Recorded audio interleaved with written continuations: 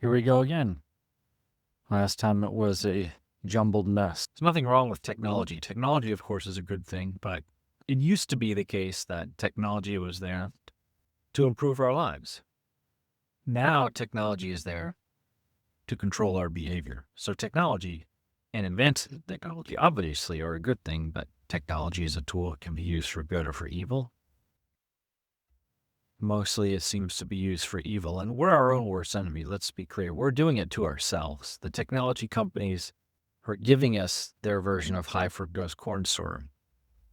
Oh, we don't have to be eating it. We're really doing it to ourselves. So if you have a Facebook account, then stop complaining about Facebook. You're doing it to yourself. You can leave anytime you want.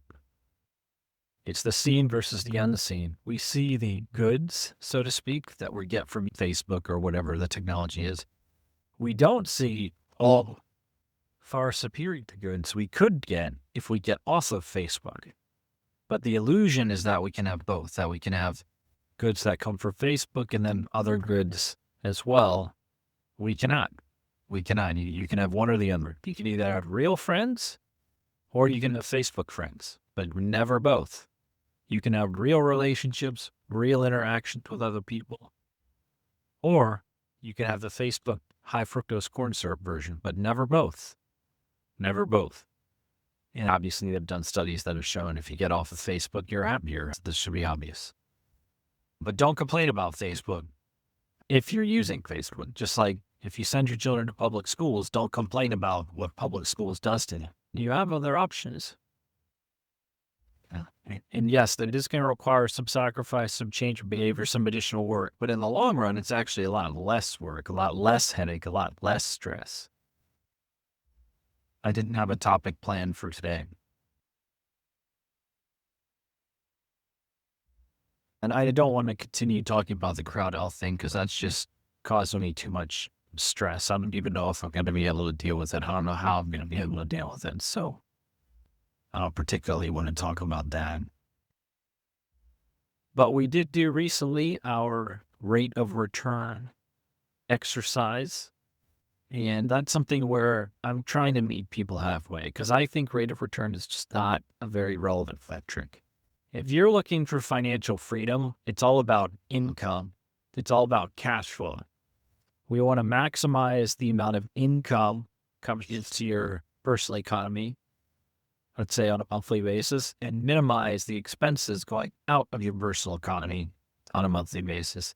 And when I say minimize expenses, that doesn't necessarily mean compromising your lifestyle, although certainly if you want to reduce your lifestyle, that will help.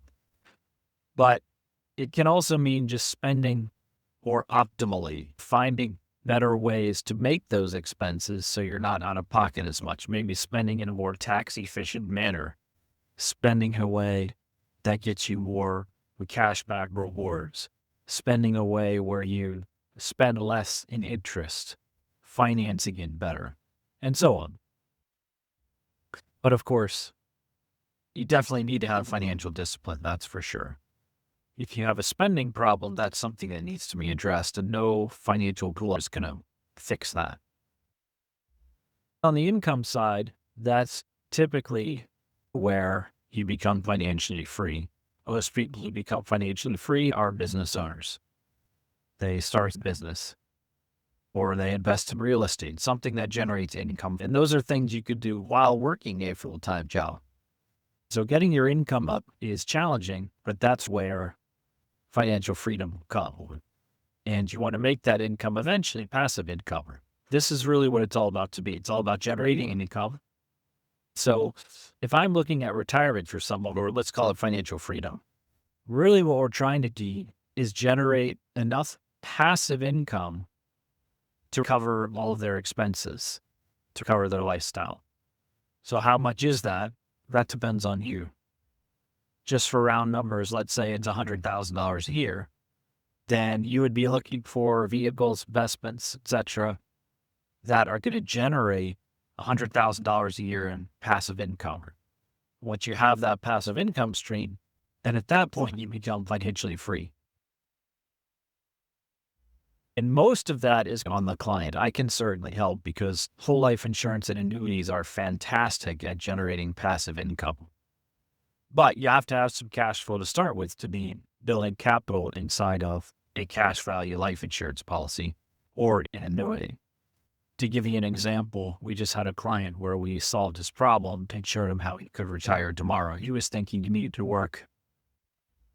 He was thinking he needed about twice the size of the nest egg he currently had in order to retire. But he wanted to retire as soon as possible. And through a combination of an annuity, which is a great income generation tool, he already had some whole life insurance policies from me. And then my partner took over the securities portion of his portfolio and managed it in a way that generates income. And so between those moves, we showed him how he could retire as soon as he wants to. So he's probably going to work another year, and then he can decide if he wants to retire or keep working. But he'll have enough income from the annuity, from his investments, and from the whole life insurance policies if he wants to retire. So that's what it's all about, income. It's all about generating income. Return on investment presupposes that we are taking some chunk of change and we're putting into some investment and hoping that investment goes up in value.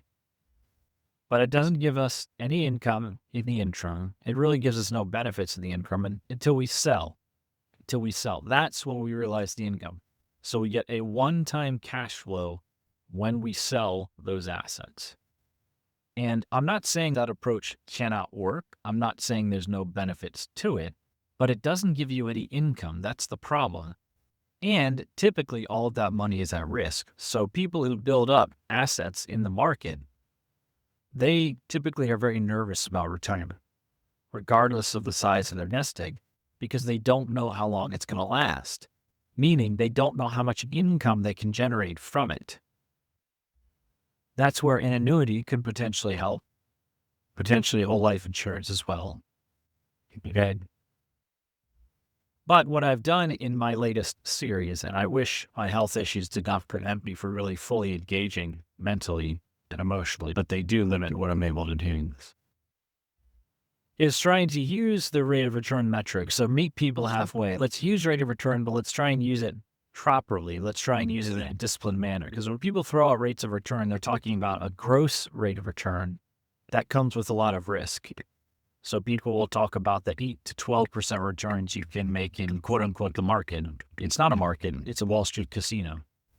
And yeah, I'm sure that 8 to 12% number comes from somewhere. I'm sure there's some historical evidence of that, but past results are no guarantee of future results. I don't care what the market, meaning the S&P 500, has done for the past 30 years. I want to know what it's going to do for the next 30 years because that's what's relevant to me. And those numbers are gross numbers. They don't take into account the sequence of returns. They're average numbers, not the real return that you're actually going to get.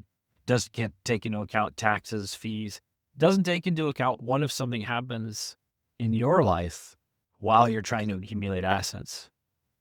Because that's where people typically fail. It's not necessarily because the market crashes, although it could be that.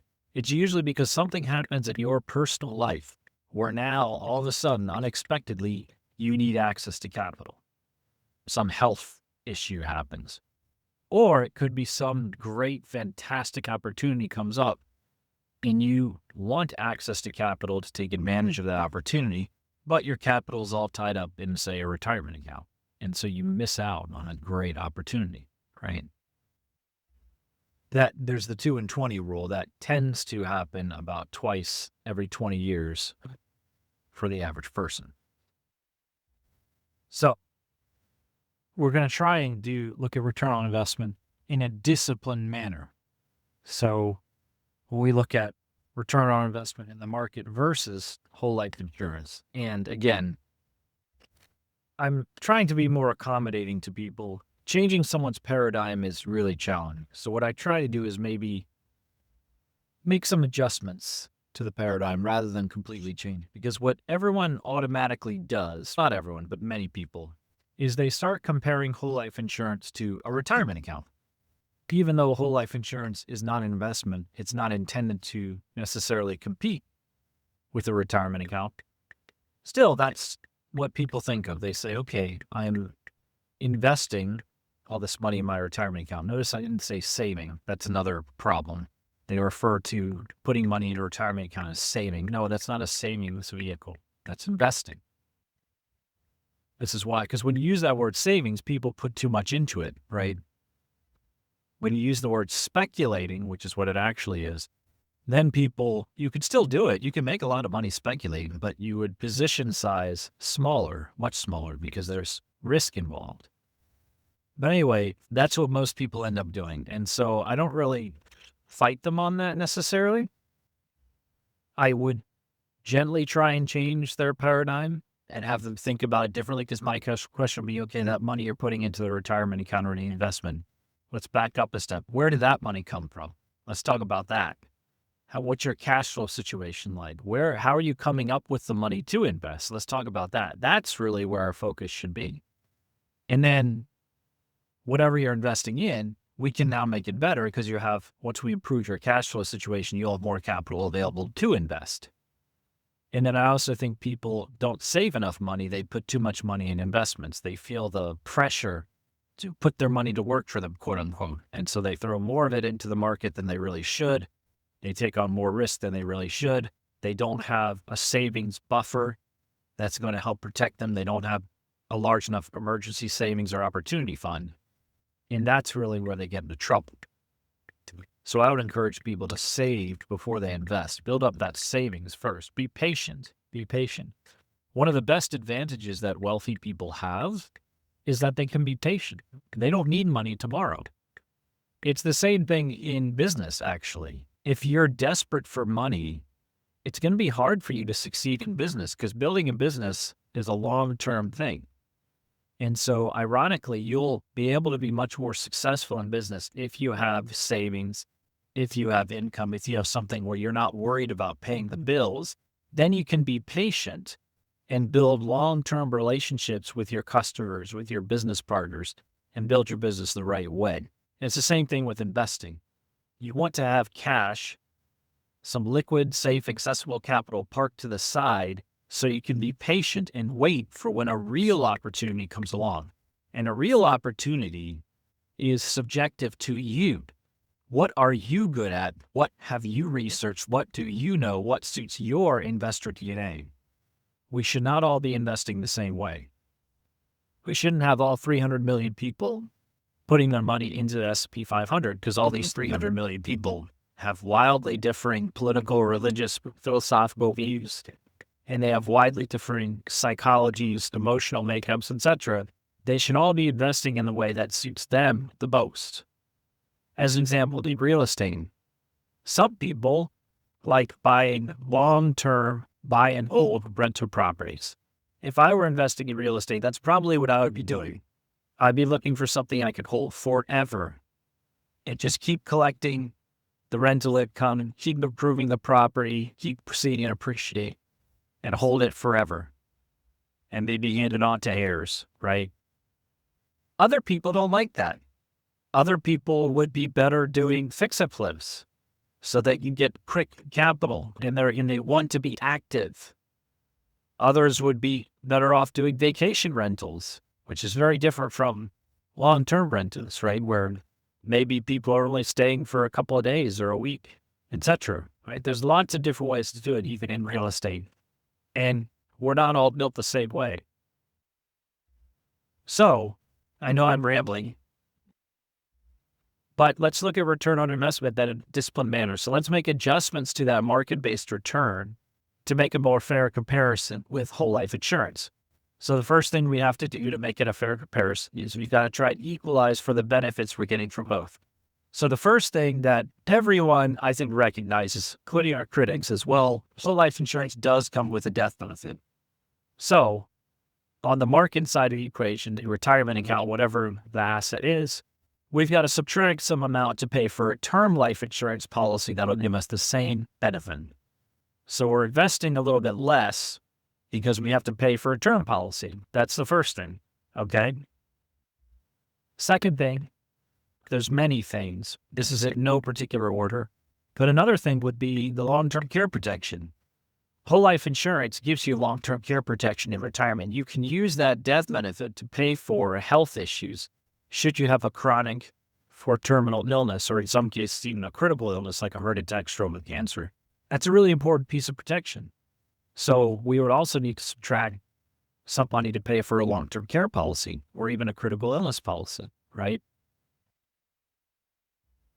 Another will be taxes. All of the gains in whole life insurance are tax-free. So we need to account for taxes. So that projected return in the market, that's going to be taxed. So assume a certain tax rate, whatever it is, and you'll have to subtract that amount. What about fees? The return we're seeing in the cash value in the life insurance policy is completely net. What you see is what you get. It's net of all fees.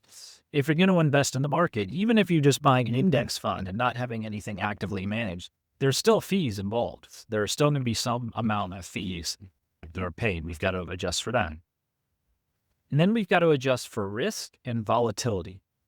Oftentimes, professional investors will talk about the risk-adjusted rate of return, the volatility-adjusted rate of return. You can say you can get 12% in the market versus, let's say, 4% in the cash value of a life insurance policy. But it would be unfair to then say the life insurance policy is terrible, because I could say I can get 4% in a savings account. And I would rather do that than put my money in the market because I'm just not comfortable taking on that amount of risk. Yes, I know I can get a higher rate of return in the market, but my risk-adjusted rate of return for me is better in the savings account. So how we adjust for risk and volatility, there's a whole science behind that, but we've got to make some adjustment to the rate of return. Otherwise, it's not an apples-to-apples comparison, right? We have a guaranteed rate of return in whole life insurance. Our cash value is guaranteed to grow at a certain rate. Those would be the adjustments I would make. And then there's a couple more, there's a few more that can't really be quantified, but number one is the whole life insurance policy protects your insurability. That death benefit is permanent. Whereas with term, after it expires, you might not be eligible to get life insurance anymore. You don't know if you can. There's a huge psychological benefit, the peace of mind that comes with having the permanent death benefit protection and the cash value guaranteed to grow. I've had my clients tell me how it puts them in a psychological position where they have peace and they're able to make better financial decisions as a result. Whereas people who have their money in the market are more nervous, and therefore it's more difficult for them to make good financial decisions. And again, it's not an either or scenario. I have plenty of clients who do both. They have money in whole life insurance policies and they invest some money in the market, and that's perfectly fine. You're actually going to be better investing in the market when you have the safety and security that whole life insurance gives you, because you'll be in a better state of mind to invest in the market, and you'll have capital to take advantage of market downturns when they come.